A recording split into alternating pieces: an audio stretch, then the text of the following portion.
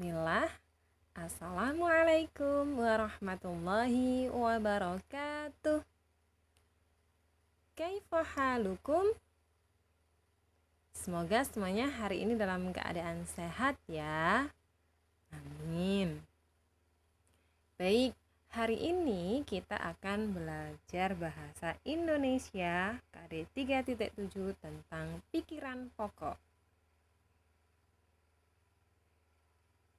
Nah, pada materi pikiran pokok ini kita akan belajar yang pertama pikiran pokok, kemudian yang kedua langkah-langkah menentukan pikiran pokok.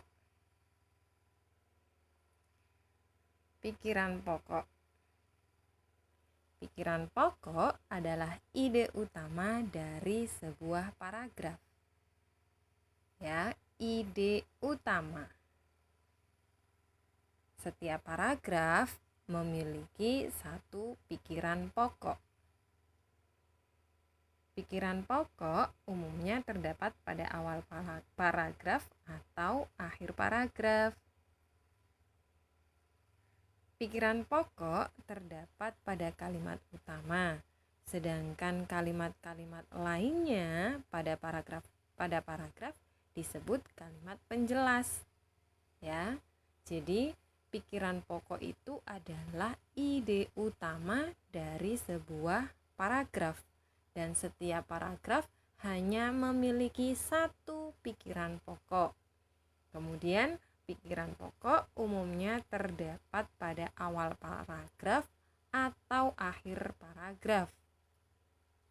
Ya, jika pikiran pokok terdapat pada awal paragraf atau di kalimat yang pertama, maka kalimat-kalimat berikutnya merupakan penjelas dari pikiran pokok atau dari kalimat utamanya.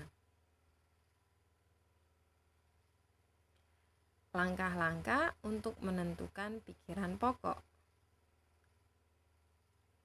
Yang pertama, dengan cara membaca.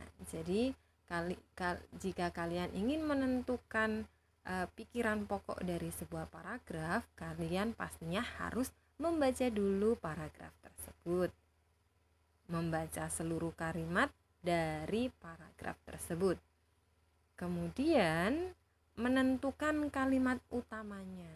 Nah, kalimat utama kan setiap paragraf terdiri dari beberapa kalimat. Nah, dari beberapa kalimat tersebut, kalian harus menentukan kalimat utamanya. Yang manakah yang termasuk kalimat utama? Apakah itu di awal paragraf atau di akhir paragraf? Menentukan kalimat yang menjadi kalimat utamanya dan kalimat-kalimat penjelasnya. Kalau sudah tahu kalimat utamanya, otomatis kalian akan tahu kalimat penjelasnya. Kalimat penjelasnya yaitu kalimat yang selain kalimat utama. Begitu. Nah, jika kalian sudah menentukan kalimat utamanya, maka kalian bisa menentukan pikiran pokoknya. Pikiran pokok terdapat di dalam kalimat utama dari suatu paragraf. Jadi kalau sudah ketemu kalimat utamanya, nah di kalimat utama itulah terdapat pikiran pokok. Contoh ya. Tentukan pokok pikiran dari paragraf di bawah ini. Nah, Ustazah akan membacakan di situ ada 5 kalimat dalam satu paragraf. Kalimat yang pertama, perubahan iklim terjadi di berbagai penjuru dunia, termasuk Indonesia. Perubahan iklim tersebut menyebabkan kemarau panjang hingga hujan yang tidak menentu. Peristiwa alam tersebut berdampak pada keadaan alam daerah tertentu. Misalnya, di daerah dataran tinggi, intensitas hujan yang tinggi menyebabkan tanah terkikis dan rapuh. Keadaan alam tersebut berpotensi menyebabkan bencana tanah longsor. Nah, kira-kira dari 5 kalimat yang ada dalam satu paragraf tersebut, manakah kalimat utamanya? Nah, kita kita harus menentukan kalimat utamanya terlebih dahulu sebelum menentukan pikiran pokoknya. Nah, kalimat pertama membahas perubahan iklim sedang terjadi. Kalimat kedua, ketiga, keempat, dan kelima membahas dampak dari perubahan iklim tersebut. Maka, kalimat utama dari paragraf tersebut adalah kalimat pertama, sedangkan kalimat-kalimat lainnya merupakan kalimat penjelas.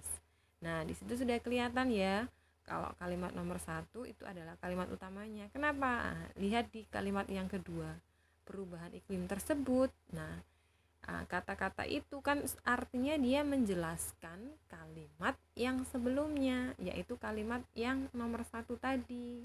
Nah, artinya apa? Kalimat yang nomor 2 merupakan kalimat penjelas. Nah, kalau sudah tahu kalimat utamanya adalah kalimat yang nomor 1, maka kita tinggal menentukan pikiran pokoknya.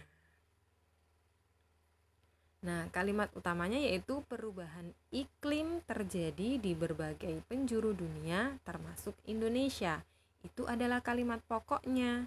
Nah, pokok pikirannya atau pikiran pokoknya yaitu perubahan iklim terjadi di berbagai penjuru dunia.